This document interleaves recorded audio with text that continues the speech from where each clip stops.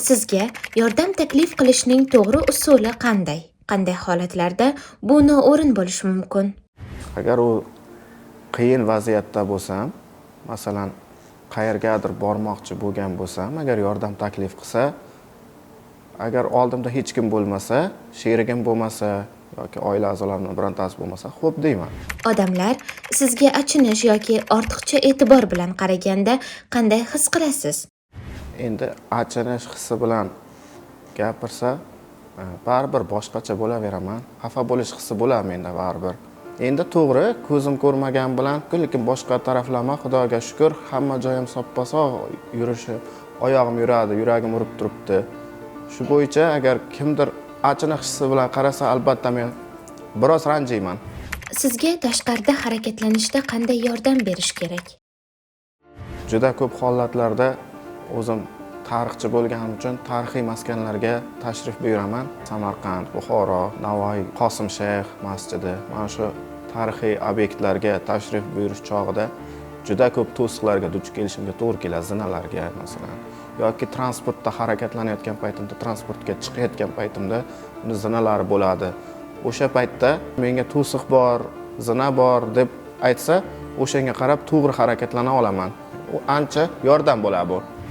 Ko'zi ojiz insonlar uchun muhim bo'lgan odob qoidalari bormi? Muhim bo'lgan odob qoidasi birinchi o'rinda muomala madaniyat. Muomala madaniyat bo'lsa, qolgani bo'laveradi. Ko'rib turibsizmi, mana bu yerni ko'ring kabi iboralar sizni ranjitadimi?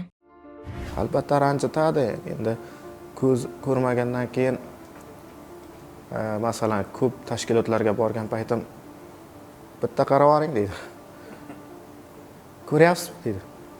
Keyin aytaman-da, aka men ko'zim ko'rmasin, men ko'raman deyman. Yoki ko'pincha mendan so'ray, futbolni ko'rdingizmi deydi. Ha, eshitdim deyman.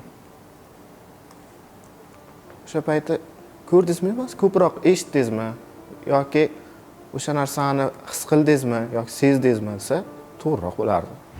Odamlar siz bilan gaplashayotganda baland ovozda gapirishi yoki qo'llarini siltab tushuntirishga harakat qilishi qanchalik to'g'ri? Past gapirgan paytda tabiiy eshitmaslik mumkin. Shunda baland gapirsa yaxshi-yu, lekin imo-ishora bilan gaplashayotgan paytda baribir his qilmaydi-da, ko'zi ojiz, sezmaydi-ku. Endi imo-ishorada gapirish noto'g'ri deb o'ylayman. Sizga yangi joylarni tasvirlab berishning eng qulay usuli qanday? Og'zaki aytsa, o'zi tasavvurimda o'sha narsani shakli shamoyili gavdalanadi. Masalan, muzeyga borgan paytim bir eksponatni tanishtirmoqchi menga. Shakli shunday, masalan, uzun, to'rtburchak, yirikroq desa, rangini aytsa, qora yo oq. O'sha rangini aytib, og'zaki tarzda tushuntirsa, men tushunaman. Tasavvurimda o'sha narsa gavdalanadi haqiqatan. Jamoat joylarida yoki do'konlarda xizmat ko'rsatish sifati sizga qanchalik mos keladi? Aksariyat hollarda men do'konlarga borgan paytim o'sha mahsulotni sifatini menga tushuntiradi, albatta muomala bilan, yaxshi gap bilan tushuntiradi. Xizmat ko'rsatishi yaxshi joyida. Endi hozirgacha qo'pollik qilinish holatlariga hali duch kelmadim-da, to'g'risi.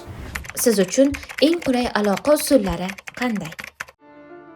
Men uchun eng qulay aloqa usullari bu birinchi o'rinda telefon, keyin internet. Internetdan bari foydalanaman o'zim uchun qiziqarli ma'lumotlarni tinglash uchun. Siz nogironligi bo'lmagan odamlardan qanday munosabat kutasiz? Birinchi o'rinda samimiy bo'lish kerak menga nisbatan. Sizningcha nogironligi bor insonlar haqida ommaviy axborot vositalari qanday fikr uyg'otmoqda? Bu to'g'ri aks ettirilganmi? Hozirgi vaqtda prezidentimizni o'tkazgan video selektor yig'ilishlaridan keyin nogironligi bo'lgan shaxslarning hayoti, faoliyati, qiziqishlari haqida turli xildagi videoroliklar, ko'rsatuvlar, filmlar olinyapti. Bundan juda ham xursandman. Albatta taklif qilardimki, shu nogironligi bo'lgan shaxslarni hayot faoliyati haqidagi ko'rsatuvlar yanada kengaysa. O'zbekistonda nogironligi bor insonlar uchun eng muhim muammolar qanday hal etilishi kerak? Nogironligi bo'lgan shaxslardan berilayotgan imkoniyat, imtiyozlarning aksariyatidan men foydalanib bo'ldim-da. Ta'lim olyapman birinchi o'rinda. Uyli bo'ldim, uy berildi. ishga kirdim. Sayyohlik maskanlariga olib borishyapti, Xudoga shukr. Tibbiy xizmatlardan ham foydalanyapman. Hammasi bepul. Shifokorlar muomalalari hammasi yaxshi. Endi xohlardimki, ko'zi ojiz talabalar bo'ladi, oliy ta'lim muassasalari tahsil olayotgan. Mana shu talabalarga Braille yozuvidagi adabiyotlar, shu darsliklarni ko'proq nashr qilsa yaxshi bo'lardi.